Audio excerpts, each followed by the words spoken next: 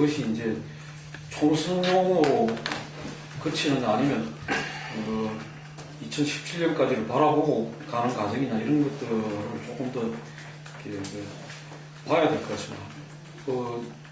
지금 여야 뭐 물론 이거 말고도 이제 정치권에 지금 판을 샤고 짜다는 거는 뭐 진보 쪽도 있고 여러 가지 또 밖에서 정치권을 바라보는 여러 세력 속에서 이런저런 그게 있습니다만 그 부분은 좀 항의하기도 하고 지금 정기국회가 진행되면서 여러 가지 이제 현안 쟁점들이 대두된 것 같습니다. 그 중에서 좀 이거는 좀 짤막짤막하게 좀 짚고 이야기들을 넘어갔으면 좋겠는데 우선은 지금 공무원 연금 개혁이 물론 이게 공무원 연금뿐만 아니라 이제 여러 가지 우리 연금 체계 전반에 대한 그 문제가 포함되어 있습니다만 이게 논란이 되고 또 이것도 이제 지금 그 여권의 당청 간의 갈등 요소로 이렇게 제기가 된 것 같습니다. 이 부분에 대해서 먼저 좀 한번 말씀해 주시죠. 공무원연금 개혁 추진하는 것도 그래요. 아까 뭐 개혁 문제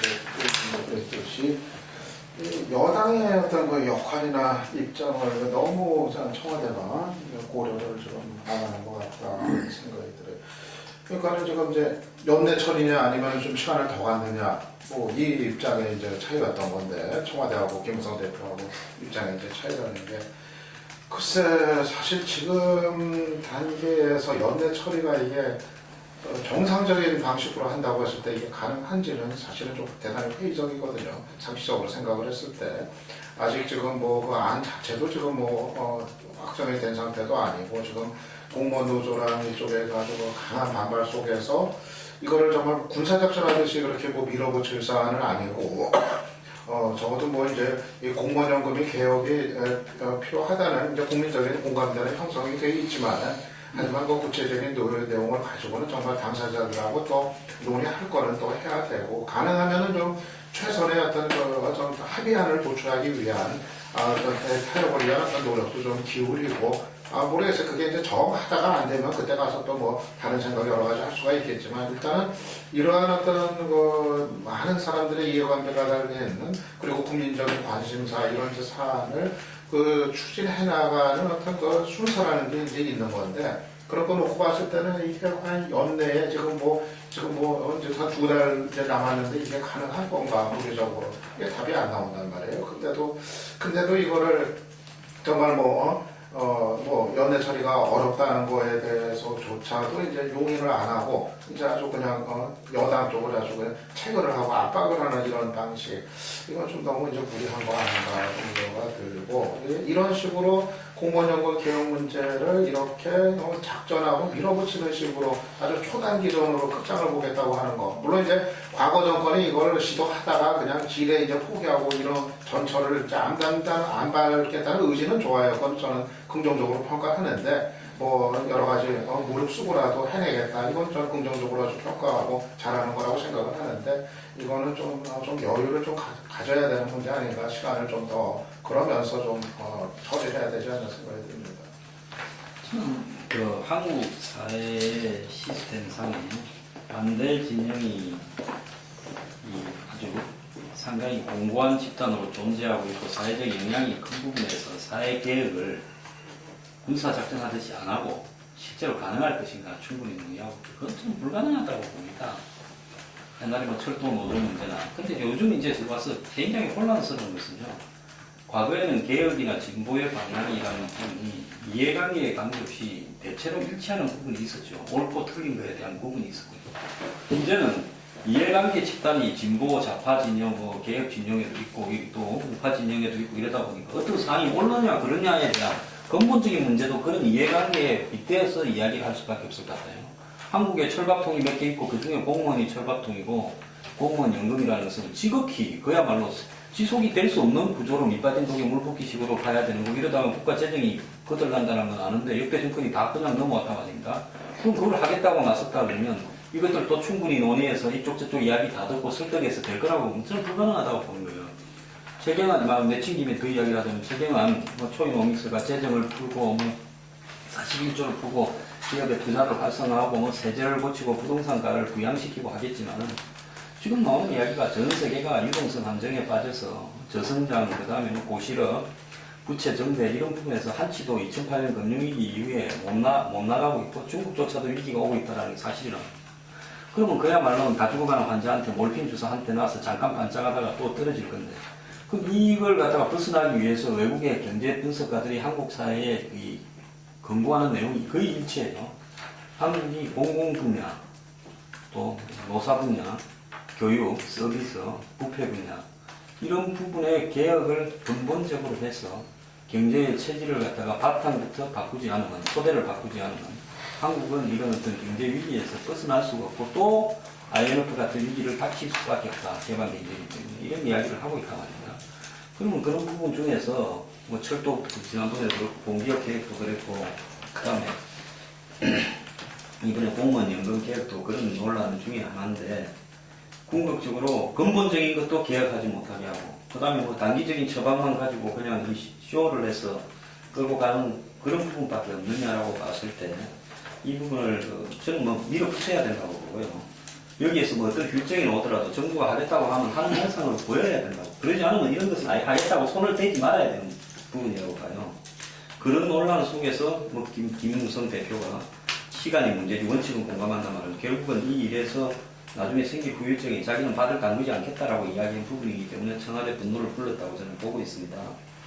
그다음에 뭐 마지막으로 보면 뭐 지금 현재 사이버 검열 논란 부분에서는 뭐 저는 이 결국은 이 국가의 안전이나 개인의 안전이나 이런 부분에서 양립이 돼야 된다고 보는데, 궁극적으로 이 검찰이 현재 논란이 불고 있는 사이버 검열에 대한 필요성, 그리고 한계, 그리고 뭐 예를 들어서 그 카톡에서 나타났던 그 감청이 기술적으로 안 된다면 감청 영장을 내고 며칠분을 받는 것은 근본적으로 잘못된 거죠.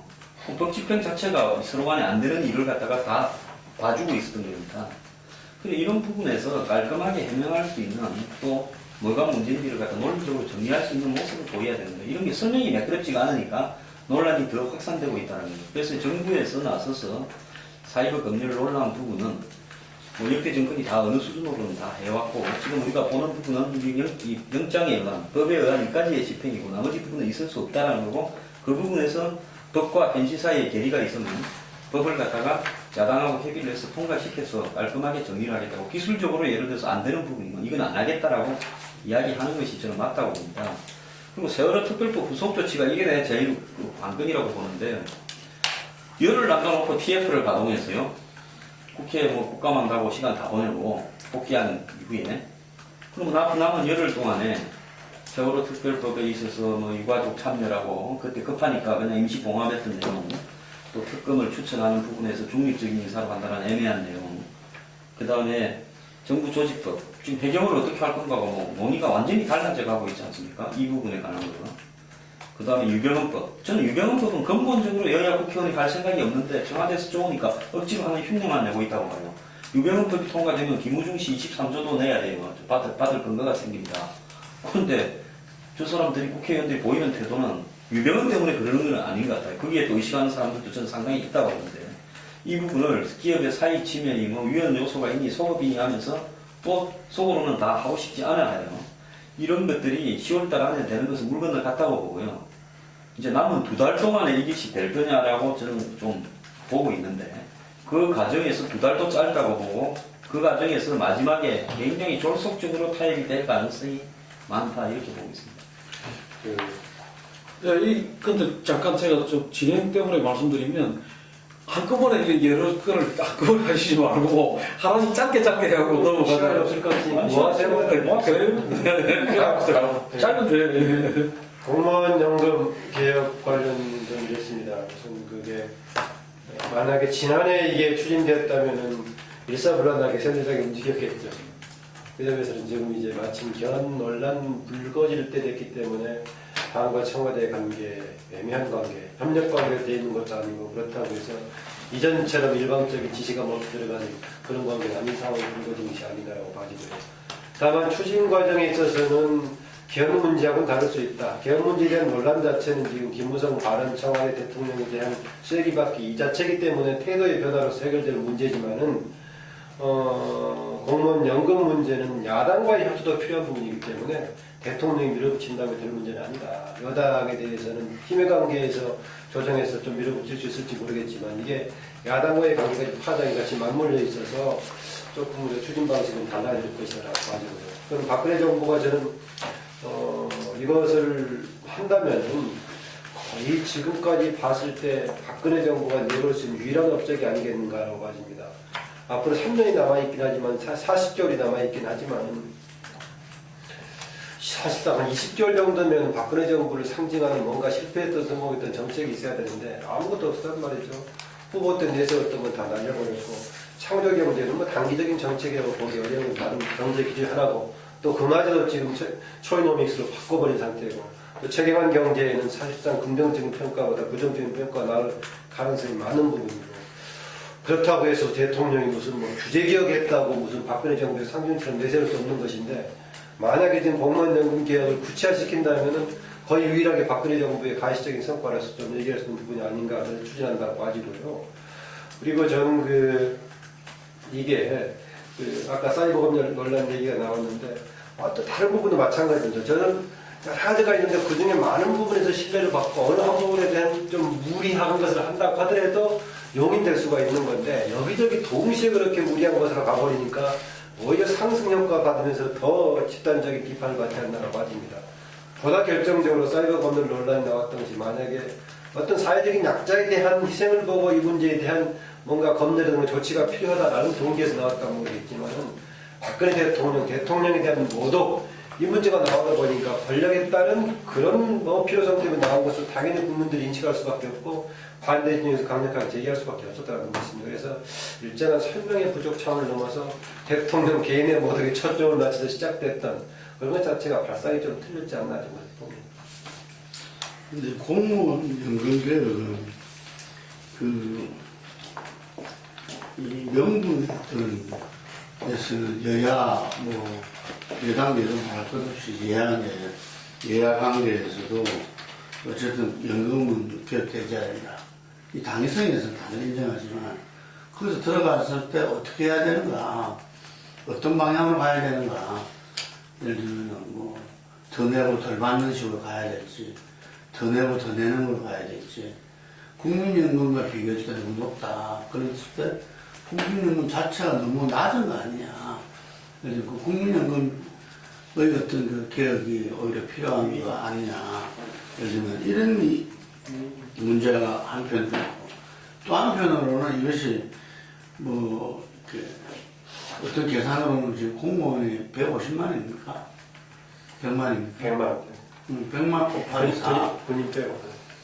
100만 곱하기 4, 400만 표가 왔다 갔다 하는 문제다. 예를 들면. 그래서 이 문제를 갖다가 김무성 대표가 대표 발의자는 자기가 하겠다고 이야기했지만 그 말의 이면에는 이게 지금 간단히 될 수 있는 문제가 아니다.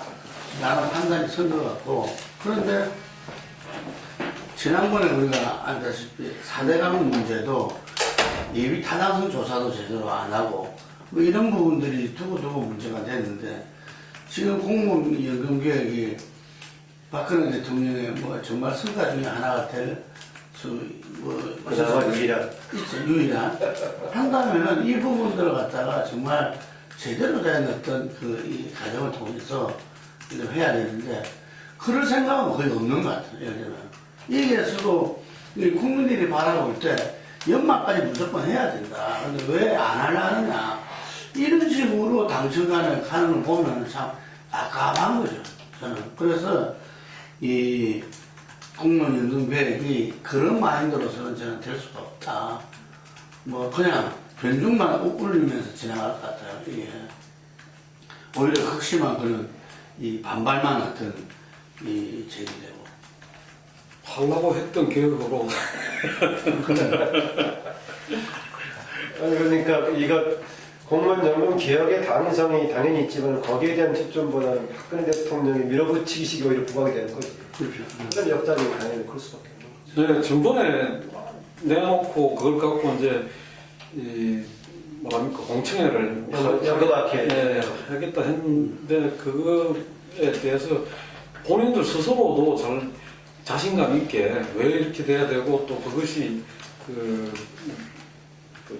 나름대로 합리적 근거를 갖고 있다는 걸 제대로 설명을 못했어요. 못하다 자기들 스스로 납득을 잘 못 시키는 걸 가지고 여권의 그 국회의원들 보고 그걸 무조건 총대 메고 하라고 하는 게 지금 상황에서 가능한가 그 부분에 대해서 좀 조금 전에 말씀하셨듯이 일이 되게 하려고 하는 어떤 진정성이나 이런 부분에서 상당히 좀 결여되어 보인다 그런 점이 있는 것 같습니다. 진짜로 하려고 한다면 치밀하게 준비해가지고 이 설득의 근거를 충분히 갖추고 단호하게 해야 되는데 앞에 두 가지 과정이 좀 부족한 거 아닙니까? 치밀한 어떤 그런 준비, 그 다음에 또 충분한 어떤 설득 논리 이런 것들이 돼 있는 상태에서 뭐 단호한 그게 이야기돼야 되는 건데 앞에 그게 안 되는 상태에서 그냥 단호하게만 한다 해가지고 단호하게 되겠느냐 그런 우리가 좀 있습니다.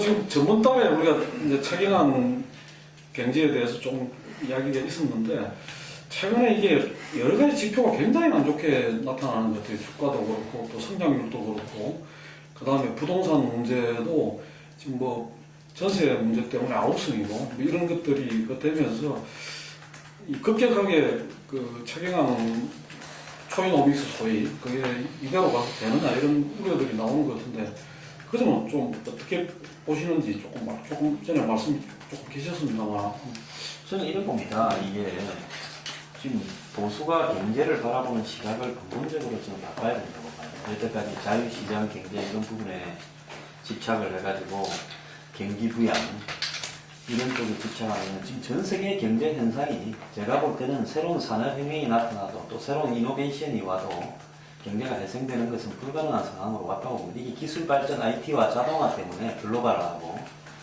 결국은 이 고용이 이 생산을 통한 예를 들어서 수익 창출과 성장과 연결되지 않는 것이 이제 고질화되었다고 봐요. 이런 상황에서는 결국은 불안정 고용이나 이 실업자들이 양산될 수밖에 없는 거고 그것은 소득 분배가 굉장히 잘못된다는 것을 의미하는데 이 부분에 대해서 전 세계가 정치 사회 시스템이 경제 상황의 변화에 대처하는 부분에 대해서 지금 매치를 못 시키고 있다고 봅니다. 그래서 이 패러다임이 상당히 바뀌어야 된다. 저는 보수의 패러다임도 바뀌고 진보의 패러다임도 바뀌어야 된다고 보는데 결국은 보수가 지금 현재 박근혜 정부에서 최경환의 경제정책이라는 것은 제일 손쉬운 경기 부양, 돈 푸는 거, 그러니까 양적 팽창, 재정 지출을 통해 가지고 들썩들썩하게 만들어서 그 효과로서 이제 내수나 투자를 활성화시키겠다 이 부분인데 결국은 투자의 활성화나 소비의 활성화도 경제가 살아날 건가라는 기대 심리가 있어야 지속적으로 투자도 하고 지속적으로 소비도 하는데 지금 누가 보더라도 10년, 20년 앞의 경제도 지금 전혀 불투명한 장기 저성장 불황으로 들어갔다고 보기 때문에 돈을 다 쌓아두고 아무리 투자하려 해도 아무리 소비를 하려 해도 안 쓰는 상황이다. 이거 한국뿐만 아니라 전 세계가 거의 비슷해요. 이런 상황에서 그냥 지금 시기에 이런 경기 부양 정책은 손수건을 돌려가 내 정권 때는 내놔서 다음 정권 터지라는 역대 정권 다 그래왔죠. 부동산 해가지고 장난치고. 그래서 제가 지금 생각을 할 때는 이 최경환의 이 지금 초이노믹스나 또 박근혜 대통령의 창조 경제가 제가 볼 때는 뭐 이 경제의 근본적인 개혁 방향이라고 보지를 않습니다. 그런데 이건 뭐 현재 한국 시기에 어느 정권이 들었어든 경제 활성화 대책이라는 것은 활성화가 될 수 없는 걸 가지고 활성화시키겠다고 거짓말을 하는 거라고 보고 있어요. 그래서 가장 중요한 것은 이 이제 저성장 시대에 적응해가는 예를 들어서 이 주거정책, 전세 문제에 대한 주거정책, 또 이 생계비 대책, 서민들 중산층에, 그리고 교육정책, 사교육정책, 그리고 독과점 비용에 대한 정책, 이런 부분에 대해서 이 정부가 국민들의 고통을 들어주면서 저성장 시대가 지속될 수밖에 없다는 것을 솔직히 시인해야 되는데 그걸 갖다가 지금 전 세계의 국가들이 잘 안 하고 있다고 보고 있습니다. 그래서 이런 어떤 부분에 대해서 그 다음 대선에서 보수가 안을 못 낸다면 지금 벌어지고 있는 뭐 야권의 지리 멸류가 보수의 지금 뭐 높은 지지율하고는 관계없이 대선 향배가 저는 잘못될 수 있다고 생각을 하는 사람이에요. 그래서 이 방향 전환을 안 되는 거는 계속 붙들고 있기보다 빨리 저는 방향 전환을 해서 박근혜 대통령은 오히려 단기적으로 욕을 먹거나 불화를 좀 얻더라도 근본적인 우리 사회의 체질 개선에 나서서 그거라도 해놓고 다음 받은 대통령이 근본적으로 이 수술을 하지 않은 게 맞다. 그리고 그런 방향 전환이 된 하에서 보수 쪽의 다음에 대선에 대한 경제 정책이 근본적으로 한국 사회가 지속될 수 있도록 공존할 수 있는 경제 정책을 써야 된다. 그렇지 않고 지금처럼 계속 성장 위준이 이런 과거의 자유시장 경제, 재벌식 논리를 갖다가 지금도 계속 적용시킨다 그러면 굉장히 어렵다. 저는 그렇게 봅니다. 그러니까 약을 놔야 되는데 책임하는 경제는 오히려 진통제 내지는 좀 일시적인 제법밖에 안 됐다. 본인은 약이라고 얘기하고 본인도 안 믿을 거예요.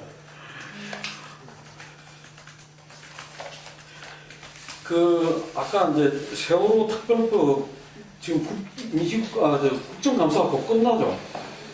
뭐 저기 뭐 며칠까지 아니? 외통이니 뭐 특위 같은 경우에는 저기 정보이나 특위는 실제로 이번 주에 대충 다 마감되는 거고. 29일에 되게 정리해. 예.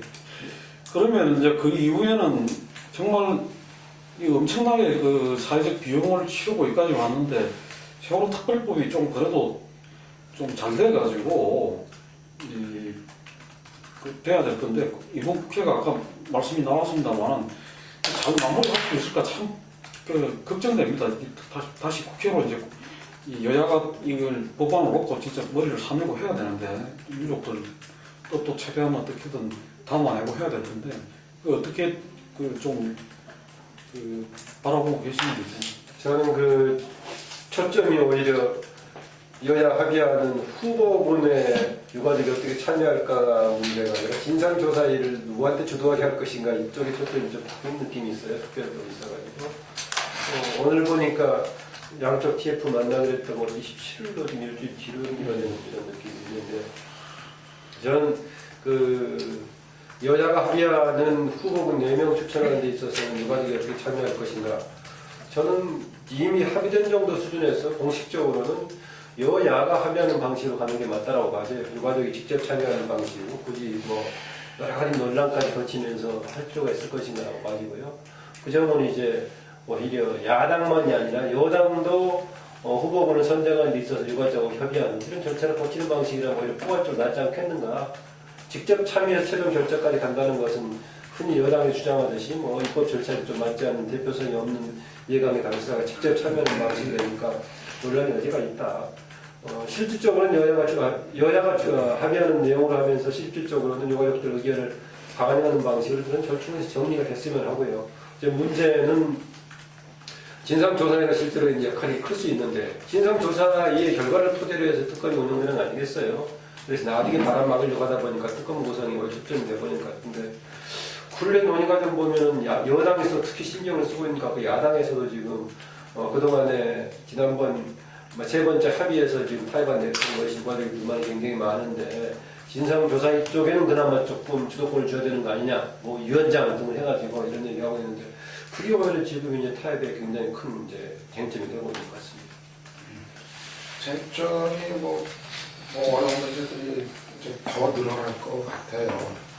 지금 그동안은 이제 그 특검 추천 문제 이거에 좀 초점이 맞춰졌고 이건 뭐 여전히 이제 살아있는 문제인데 그것뿐 아니라 진상조사위원회 여당 쪽에서 오히려 이제는 더 이제 좀 공격적인 자세로 그러니까는 일단 기본 틀에 대한 합의는 성과를 거두었다 원하는 대로 좀 됐다 판단을 하고 이제는 오히려 더 공격적인 그런 것들을 이제 추가로 막 내놓는 것 같거든요. 예를 들면 진상조사위원회 위원장 임명 문제라든가 또 유가족 대표로 이제 진상조사위원회 일반인 유가족들도 이제 대표성을 갖고 참여하는 문제라든가 또 이 동행경영장 발부에 대해서 이제 안 된다는 이런 거라든가 상당히 좀 이제 야당 쪽에서 받아들이기가 어려운 이런 것들을 좀 여러 가지를 이제 내놓으면서 결국은 아마 좀 일괄적인 어떤 협상을 통한 이제 최종적인 타결 이런 걸 이제 모색을 하겠죠.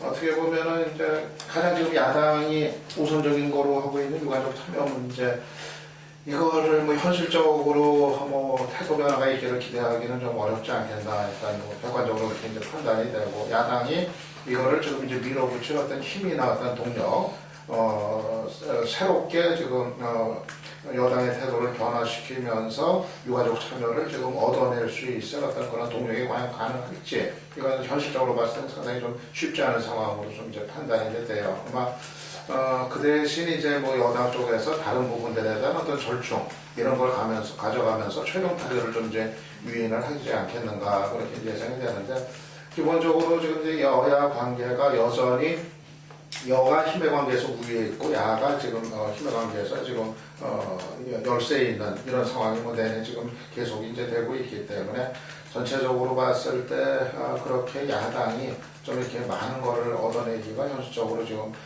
쉽지 않을 것 같다는 전망을 드는데, 그랬을 때 지금 이제 우영균 원내대표 체제가 이제 들어섰는데, 정치학 같은 경우 이 뒷부분에 대한 이제 결과에 대한 어떤 또 이제 평가 문제, 이런 게 또 상당히 아마 이제 새롭게 또 압박을 느끼는 아마 그런 부분이 되지 않겠는가 예상이 되는데, 현실적으로 봤을 때 이렇게 큰 기대를 걸기에는 좀 야당의 어떤 힘이 파격이 좀 녹록지 않다는 좀 판단을 좀 드네요.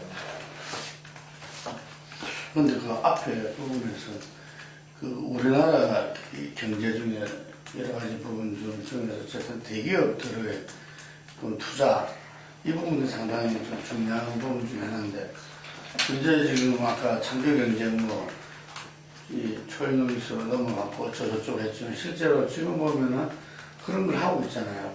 대구에서 뭐 이렇게 삼성, 네. 그다음에 뭐 대전에서 어디더라? SK.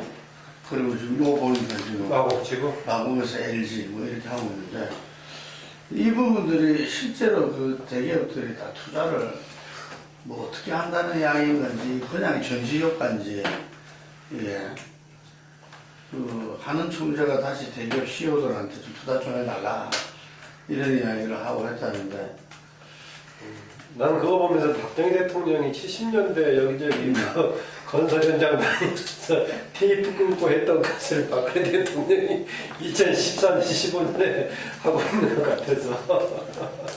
근데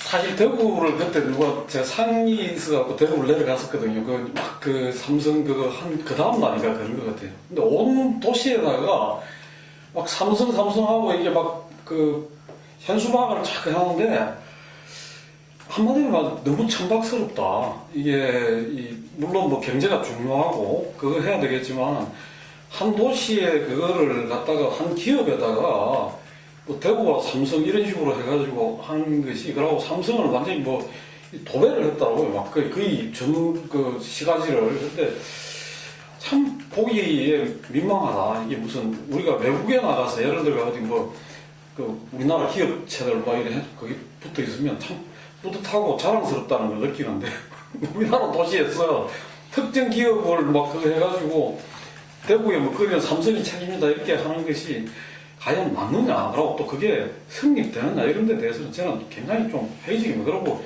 지금 실제로 기업들이 그런다고 해서 지금 우리나라 예산이 330조라는데 지금 그 2배 가까이 되는, 2배가 좀 안 되죠. 570조인가를 몇 대 기업이 지금 금고에 갖고 있다는 거잖아요. 그런 상태에서 지금 이 기업들한테 투자하라 한다고 해서 돈이 나오지를 않는다고 사람들. 아까 황 소장님 말씀하셨듯이 그 돈벌이가 되고 환경이 또 이익이 그것 때문에 얼마든지 하죠. 근데 과거보다 노무현 정권 때보다 지금 저거라고 하는 그게 지금 훨씬 더 정부에서 그만큼 친기업적으로 이야기를 하는데도 실제로는 안 되거든요. 박통대하고 다른 거는, 박통대는 어쨌든 다 책임진다는 거야, 전부 다. 그런데 IMF를 겪고 나서 젠장 책임은 무슨 책임져. 규모가 또 다르고 그냥 지금. 그러니까 그때는 그 나라에서 기업에 돈을 이렇게 차관 보전이 좀 되는 거니까. 돈을 주는 거고, 지금은 기업이 돈을 갖고 있는데 그 돈을 좀 풀어내라고 하는 거고, 그 전 반대 그거죠. 기업이 한테 실질적인 도움을 주는 것도 있겠지만은 기업이 갖고 있는 보유하고 있는 돈을 풀으라는 거니까. 근데 어쨌든 간에 좀 힘이 빠진 것 같아. 이걸 보면은 이걸 통해서 좀 정말 뭔가 이렇게 꿈틀꿈틀거리는 이런 부분들이 느껴져야 되는데, 어째 말하면은 그런 전국 단위에 이걸 갖다 추진해 나가는데도 별로 이렇게 사람들이 피부에 실감이 그냥 나게 안 항상 나온다. 근데 이게 지금 현재 21세기의 경제를 저런 식으로 해서 경제가 기업이 하고 싶어서 하는 것도 아니고 걸려나와서 해서 되지 않는 거죠. 근데 이게 지금 한국적인 현상이 일본의 아베가 한국보다요 한 달에 500억 엔씩을 그러니까 5천억씩을 한 달에 매달 퍼부었단 말이에요. 그렇게 해서 지금 2년을 끌고 가서 돈이 안 돼. 거기도 바닥되고 있는 거죠. 그러니까 이게 지금 한국적인 현상이 아니라 전 세계가 이렇게 갈 수밖에. 중국도 지금 뭐 2년 안에 주저앉는다고 하고 성장률이 떨어지지 않습니까?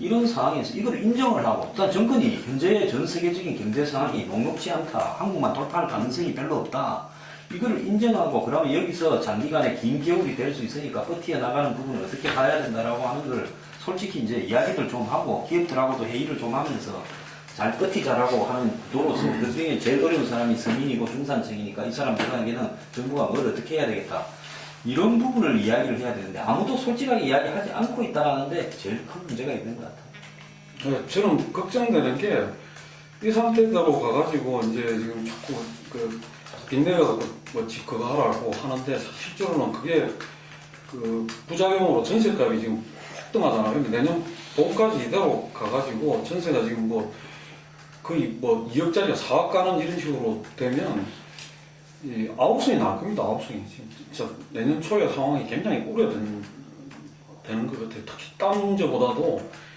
직접적인 전세 문제는 직접적이니까 사람들이 그냥 뭐 보통 심각한 그게 아닐 것 같아요. 네, 이 정도로 하고 저 문제로 넘어갔으면 합니다. 지금 우리 남한 정부에서 10월 30일 날 남북 올해 2차죠. 2차 고위급 회담을 갖자고 지금 계획을 해놨는데, 전번에 인천 아시안 게임에 북한 최고위층 2인자, 3인자, 4인자가 내려왔다 가고 나서 상황이 좀 좋아지지 않을까 기대를 했는데, 이후에 뭐 NLL 충돌이 있고 또 삐라 살포에 이은 그 총격 사태가 벌어지고 하면서 굉장히 상황이 불투명해졌습니다. 그래서 이 과연 성사가 되겠는가? 지금 뭐 25일 날 또 다시 이제 그 대북 전단 살포한다고 지금 하고 있고, 이 부분은 자칫 잘못하면 남남 충돌이 일어날 수 있는 그런 소지도 있는 거죠. 파주 시민들이 자기들이 맞겠다, 뭐 이런 그것도 나오고 하는데, 정부가 민간이 삐라 살포하는 걸 통제할 수 있는 공공법을 갖고 통제하겠다고 하고 했는데, 지금 이런 그 상황들을 어떻게 보고 계신지 좀 대북 전단 살포 문제는 뭐 국민 여론상에서 이거는 뭐 거론이 사실상 난 문제라고 생각이 돼요.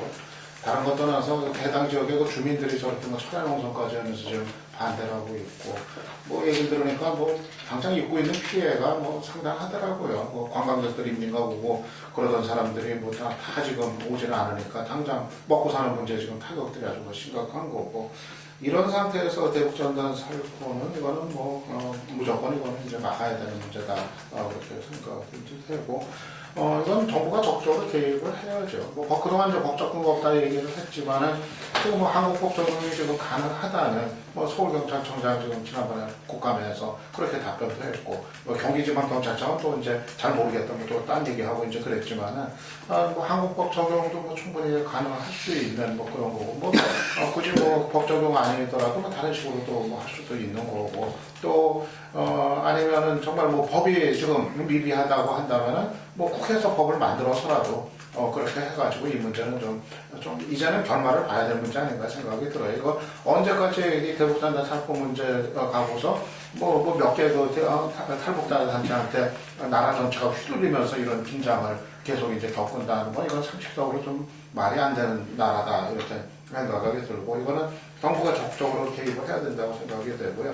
그리고 기본적으로 지난번 남북 고위급 접촉 이후에 남북관계 상황 관리 이거를 청와대가 적극적으로 상황 관리에 지금 나서야 될 문제라고 생각이 들어요. 당연히 이거는 향후 지금 남북 후속 고위급 회담이 지금 성사가 될지조차도 지금 뭐 좀 유동적인 이런 상황으로 다시 긴장 관계가 조성이 되고 있는데 지금 보면은 청와대 대응이라고 하는 것이 계속 어떤 그 특정 상황에 대해서 그냥 군한테 그냥 다 임을 하고 방치를 하고 있는 이런 상황이 반복이 되고 있단 말이에요. 지난번에 군사분 개선에서의 총격 전독을 했고 또 서해 NLL에서의 사격 이것도 이제 그랬었고 이거를 다 군한테 이제 일임을 하고 청와대는 그냥 방치를 하고 결과만 지켜보는 이런 상황이 반복되고 있는데 저는 이게 대단히 위험한 방식이라고 생각이 들어요. 왜냐하면 군한테 모든 걸 맡기면은 군의 대응의 놀이라는 거는 그건 명확관하거든요. 그거는 아주 적극적이고 어떤 공격적인 어떤 그 기조로서 대응하기에 지금 군의 어떤 논리가 그렇게 좀 되어 있는 상황인데 이렇게 간다는 거는 정말 필요 이상의 어떤 대응을 통해 가지고 지금 이 남북 간의 어떤 국지전 대신 전면전까지도 초래할 수 있는 위험성을 안고 있다는 점에서 저는 정말 박 대통령이 이제는 뭐 지난번에 얘기한 것처럼 남북 관계를 이제는 풀겠다는 그런 의지를 갖고 있다고 한다면은 전 청와대가 상황 관리 정말 남북 간의 어떤 긴장이 이렇게 고조되는 충돌이 빚어지는 것을 해소할 수 있는 막을 수 있는 그런 어떤 대책을 마련하면서 그렇게 나서야 될 때다 생각을 합니다. 저는 이 비라살포 부분은 북한과 똑같은 원칙을 적용시켜야 된다고 봅니다. 북한도 대남 비방을 하지 않겠다. 북한도 비라살포를 하지 않겠다. 이런 부분에 대한 전제가 있어야 되죠. 아무리 자본주의 국가라서 그 속에서 자유민주주의 국가에서 소수가 국가와 다른 생각을 가지고 하고 있다는 부분을 법에 관계없이 또 북한하고의 이 동등한 상호적인 관점이 아닌 관점에서 그 사람들을 보고 하지 말라고 하는 부분을 강제하기 위해서 이런저런 법률을 동원하는 것이 그게 옳고 그르고를 떠나가지고 저는 그것도 이 규칙과 원칙에 의해서 해야 된다고 봅니다. 그렇기 때문에 북한 보고 정부가 먼저 당신들도 내들 며칠 날 실제로 북한이 비라 백민도 어디고 많이 뿌렸어요. 그리고 대남 비방도 많이 했고요. 방송도. 그래서 이런 부분을 하지 말라고 해서 그런 부분을 북한도 하지 않겠다고 하면 우리도 하지 말자고 해서 뭐 법을 통과시키든 해서 처리하는 것이 맞지. 현재처럼 이런 상황에서 일방적으로 북한이 저렇게 하면 포를 쏘겠다, 뭐 총을 쏘겠다고 했다 해서 한다면요. 그것도 저는 국가의 권위의 문제가 있고 개인의 인권적인 문제가 있다고 봅니다. 그 진보에서는 항상 개인의 소수에 대한 부분도 존중해야 된다고 하면서 이 부분에서는 마치 국가주의를 강요하는 형태는 저는 옳지 않다고 봐요. 그 다음에 더 나아가서 지금 현재 뭐 북한 부분에서는 저는 북한이 박근혜 정권 길들이기에 들어갔다고 봐요. 왜냐하면 박근혜 정권 출범하고 대화를 제대로 못했으니까 일단은 뭐 이 대화에 끈을 넣어놓고는 그 과정에서 작은 도발들을 계속 지속하고 밀고 땡기기를 하면서 정권의 이 여러 가지 남북 대화에 대한 의지나 또 남북 교류에 대한 어떤 의지 부분이 어느 정도이고 어떻게 결정되는가를 지금 계속 테스트하고 있다고 봅니다. 이 테스트 기간이 언제까지 갈지는 모르겠지만은 저는 뭐 극적으로 북한이 고위급 회담을 하자고 또 의외의 수를 던질 가능성이 10월 30일은 꼭 아니더라도 10월 30일은 안 할 거라고 봐요. 굉장히 높다고 보고요. 뭐 장기적으로는 북한도 한계에 올 만큼 왔고 또 미국이나 일본이나 러시아나 중국, 유럽까지 다 타진해 봤지만 별 수가 없다. 결국 한국과의 관계를 조금 진전시키고 국익 핵에 관한 입장에서 형식적으로 북한은 수가 여러 가지라고 봅니다. 핵 문제만 하더라도 뭐를 없애겠다, 뭐를 없어 한 100가지, 200가지까지 이렇게 잘라서 협상을 할 수 있으니까요. 그리고 육자회담에 복귀하는 구도 이런 나름대로의 자신들의 스케줄이 있을 거라고 봐요. 그런 속에서 먼저 한국과의 관계를 전진시킬 거라고 보고 있기 때문에 현재 뭐 북한과의 단기적으로 벌어지는 이런 양상에 뭐 너무 신경 쓸 부분은 없다고 보고 뭐 조만간에 이런 어떤 부분에서 서로 간에 좀 더 나은 방향으로 이 회담이 저는 진행이 될 거라고 보고 있습니다. 그는 뭐 남쪽의 필요성, 북쪽의 필요성이 거의 다 일치하고 있다고 봐요. 지금은 이제 회담을 하기 전에 서로 간의 기싸움이나 상대에 대해서 길들이기 위한 차원이라고 저는 보고 있습니다. 그 비라 관련해서는요, 저는 그 정부와 같은 공식적인 그 대북 정책하고 또 NGO를 비롯한 그런 민간의 다양한 단체들 활동하고는 다를 수 있다. 다양하게 돼야 된다라고 봅니다. 그런데 그게 이제 국가적인 차원의 영향을 심리학에 미치는 안보에 문제 영향을 미친다든가 또 국내 내부에 또 다른 사람들 이해관계에 충돌한다든가 라면 당연히 그건 조정이 돼야 될 문제라고 봅니다. 그 점에서 된다고 봐지도 수장 지적한 대로 만약에 서로 B라 문제가 쟁점이 된다면 당연히 그리고 상호지휘를 좀 따져볼 수 있을 것인데 지금 우리라든가 남북 간의 대화의 논의에서는 북은 공식적으로 표명하면서 남쪽으로 교화시키거나 혼란시키기 위해서 우리도 뭐 뛰어보낸다라고 보내는 것은 없으니까 몰래 살짝 보내는 건 있나 모르겠지만 여기는 지금 과시하면서 대대적으로 그렇게 무슨 지난번 경우에 연천에서 뭐 400만 뭐좀 보냈다고 얘기 나올 정도이기 때문에 좀 다른 차원의 좀 문제가 없고요. 이게 저는 북한에 대한 내부에게 나름대로의 부분적인 정보를 주는 것 중에서 전부 동의하는 건 아니지만은 부분적으로 일정한 역할을 할 수 있다고 보는데 그것만 있는 것이 아니라 보니까 당장 그 남북간에 지적했던 남북 문제에 영향을 미치는 것이 있고 대북 정책에 대해 정부 정책에 영향을 미쳐버리고 그리고 보니까 이게 박사박치 등이 하는 거 보니까 북을 이해하는 것 못지않게 남쪽을 향한 정치 전략적 행위가 굉장히 강한 것 같아요.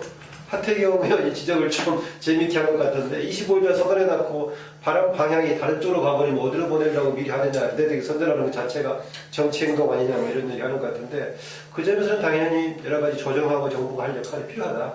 다양한 정리하자면은 다양한 정부의 접근은 정부하고 다르게 다양한 NGO들의 다양한 역할을 인정해 줘야 되지만 그것이 국내 내부의 다른 사람 이해관계에 지대한 영향을 미친다거나 또 국가적인 대외 전략에 영향을 미친다면 당연히 정부의 개입이 필요하다고 봐지고요. 관련해서 저는 10월 30일 성사 가능성 자체 여부보다는 성사될 여지도 있다라고 보는데 당장은 뭔가 가시된 진전된 결과를 내지 어렵지 않겠냐라는 것이 공통된 생각 같습니다. 지난번 유승민 의원이 국감 초기에 그런 지적을 했던 것 같은데요. 과연 그 외교정책, 지난번에 이제 연설문 갖고 얘기가 나왔습니다. 외교정책, 또 대북 문제 관련해서 정말 관련 전문가라든가 관련 부처들 간의 협력관계라든가 잘 되고 있느냐. 박근혜 대통령이 내세웠던 정부 3.0의 대표적인 게 이전의 정부 정책하고 다른 것이 그거 아니었습니까? 협력 공유한다는 거였는데 그게 되고 있냐라고 보자면은 이 부분은 이제 좀 정파적인 문제를 벗어난 국가적인 문제이기 때문에 문제가 정확하게 지적이 되는데 만약에 이런 박근혜 정부의 국정운영 방식이 국내 다른 내부 정책에도 그런 반영이 되고 있다. 라면 심각한 문제라는 것이죠. 국내도 비슷하게 나오고 있는데 이것은 진영 간의 논리로 돼버리니까 정치적인 싸움으로 돼버려가지고 문제의 소재까지는 안 가고 여당은 이런 주장, 야당은 이런 주장처럼 정말 가버리는데 지금 외교정책, 대북정책에 들어가고 있는 정말 좀 이상한 무능력 이런 부분이 또 혼자 독자로 됐다는 문제점들이 국내 다른 정책에서 그대로 반영되고 있다면 나중에 좀 결과가 좀 그대로 반영돼 나올 소지가 있어서 우려가 됩니다. 이게 뭐 저도 좀 한 말씀 사회자 그게 아니고 제 말씀을 하려고 하는데 지금이 박근혜 정부 2년차 하반기입니다. 하반기고 내년이 3년차인데 아까 다른 분야에서도 마찬가지지만 남북 관계에서 박근혜 정부가 뭔가 성과를 내고 그 방향을 조금 턴을 하려고 한다면 시기가 지금이어야 하지 않느냐. 그래야지 내년에 뭔가 좀 진전을 이루면서 그게 뭐 단기간에 또 되는 것도 아니기 때문에 큰 흐름을 좀 바꿔갈 수 있을 텐데 지금 벌써 7년째 이렇게 대화도 없고 어떤 서로 간에 그게 없는 상태가 지속되면서 국민들 안에 피로감이 굉장히 높다고 봅니다. 그러니까 언제 뭐 전쟁이 날지 모르고 뭐 총격전이 벌어진다. 그 다음에 경제도 그거에 따라서 굉장히 타격을 받고 오늘 아침에 보면 러시아가 북한에 26조를 투자한다 그러는데 이런 투자 기회나 이런 것들이 우리 경제 주체들로 보면 그 북방 경제로 뭔가 좀 활력을 찾아야 되는데 남북 관계가 완전히 차단돼 있기 때문에 그런 것도 못 찾고 이런 데에서 오는 경제계 쪽의 불만도 상당한 것 같아요. 그런 등을 감안을 했을 때는 지금이야말로 이 북쪽의 필요성이나 북쪽의 뭐 그게 아니라 우리가 조금 주도적으로 이 상황을 좀 풀어나가는 그런 걸 발휘해야 될 때가 아니냐. 이 정부에서도 이 정부를 위해서 대단히 필요하다. 그래서 우선은 불필요하게 긴장과 충돌을 야기시키는 일화살표 이런 부분들은 저는 뭐 이거는 1차 고위급 2월 달에 원래 하고 나서 계속 북한이 똑같은 요구를 반복하는데 북한에서 이걸 하면서 지금 이렇게 이야기한다고 보지는 않습니다. 그러니까 이거는 남쪽에서 민간이 하고 있지만 너무 지나치게 하는 거고 이게 좀 도를 넘고 있다 이렇게 보고 오이사 조치 해제 문제도 지금쯤은 여당 내에서도 많은 이야기가 나왔고 또 정부도 대통령도 검토를 하시겠다고 했으니까 좀 이 두 가지가 아마 선결적이 아닌가. 근데 이걸 뭐 북한을 위해서 하는 게 아니라 우리 정부가 어떤 큰 방향의 선회를 보이는 시그널로 해가지고 하면서 좀 방향을 잡아 나가야지 내년쯤에는 좀 보다 좀 심도 있게 또 어떤 진전된 남북 관계의 변화를 이룰 수 있는 거 아니냐. 그럴 때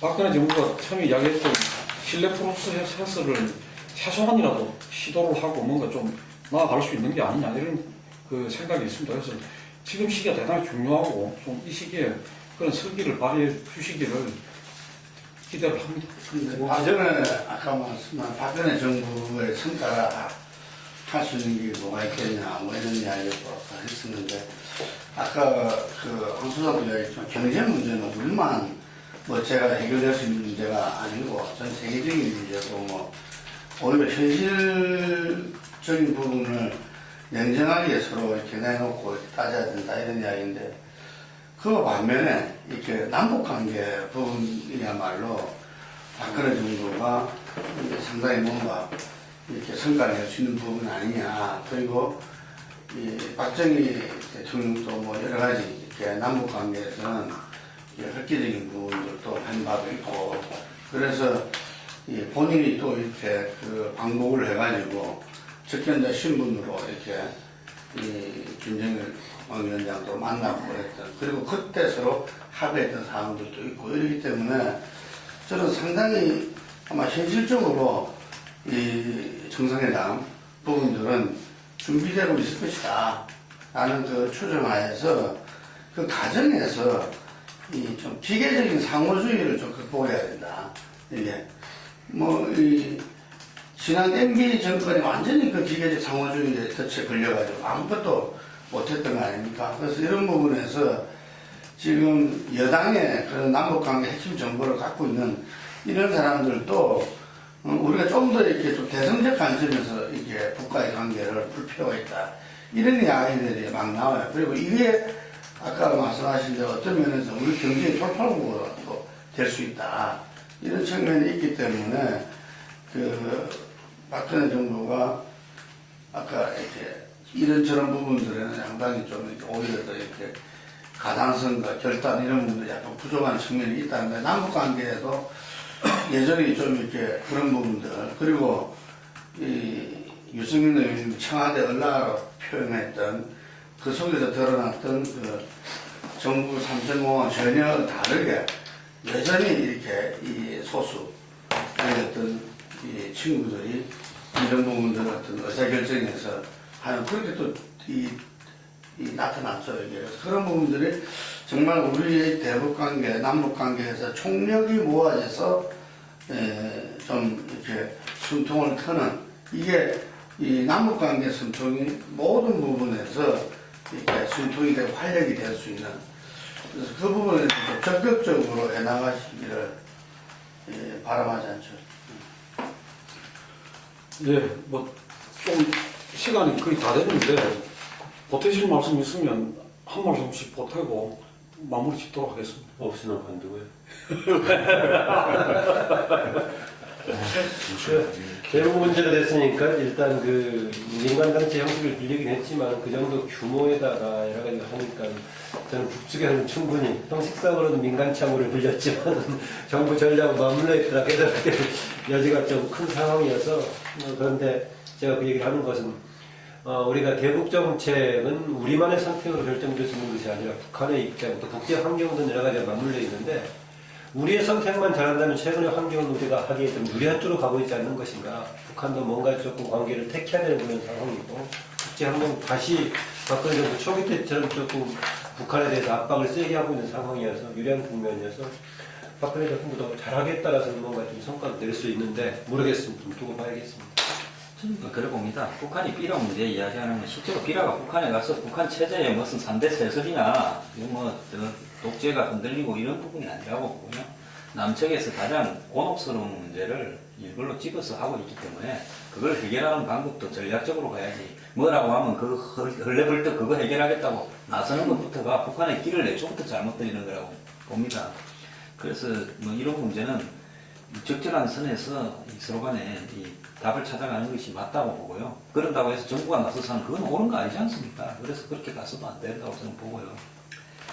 예, 그 다음에 이제 뭐 북한하고 이 부분은 제가 볼 때 경제 활성화하고는 별 다름이 없다고 봅니다. 솔직히 말하면 뭐 러시아 사람들이 북한에 20몇 조 투자한다는데 그걸 투자해봐야 러시아 사람은 투자하는 건지 알지요. 경제적인 문제에서 북한하고의 관계 부분이 도움이 되는 건 북한의 저 임금을 착취하겠다는 거거든요. 솔직히 말하면 북한하고의 경제적인 부분에서 도움이 될 일이 별로 없다고 저는 보고 있습니다. 그런 부분들 때문에 그 북한하고의 문제에 있어서는 전체적인 틀에서 북한이 어쨌든 한국하고의 관계뿐만 아니라 미국하고나 유엔하고의 관계에서 제재의 틀에서 복귀할 수 있도록 조금씩 끌어내고 그 과정에서 적절한 그 단계별로 선물을 주는 형태로 가는 거고요. 그 다음에 이제 정상회담이나 이런 부분이 뭐 지금 박기문 유엔 사무총장을 놓고 왔다 갔다 하는 부분도 있는 것 같은데 큰 틀에서 이루어진다면 이런 이 자지구레한 중간 단계를 뛰어넘어서 갈 수도 있겠죠.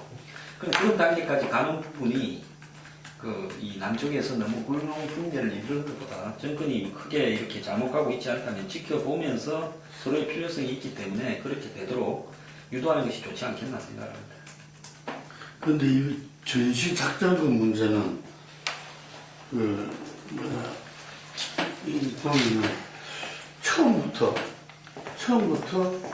이 노무현 정권 때 정부 때 참여정부 때 했던 거죠. 그때는 뭔가 근데 과연 그 정권이 바뀌었다 어쩔 거냐. 그런데 MB 정권 바뀌었는데도 그 기조는 유지됐다는 거죠. 이게 그래서 야 진짜 실제 하려나 하지만 할 턱이 있겠어? 그런데 그 부분이 지난 대선 때도 또 박근혜 대통령도 공약을 했다가 결국은 이제 2020년대 중반인데 사실은 그 시점도 없이 그냥 걱정을 안 했죠. 예. 예, 그 기한 확정 없이 무기 연기가 이제 돼버리는데 지금